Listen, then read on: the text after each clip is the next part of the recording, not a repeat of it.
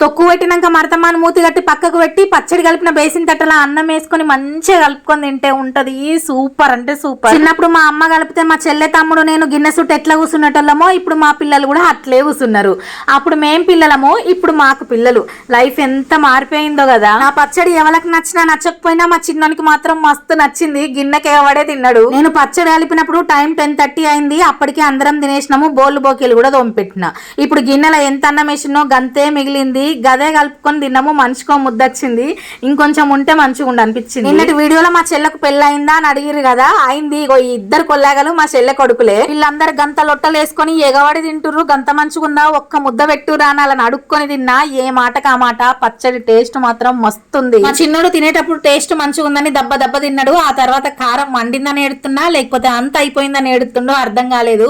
సరే గానీ మీరు కూడా ఇట్లా పచ్చడి కలిపిన గిన్నెలో అన్నం కలుపుకున్నాడు అంటే ఎంతమందికి ఇష్టమో కామెంట్లో చెప్పుర్రి. అట్లే వీడియో నచ్చితే లైక్ చేయర్రి.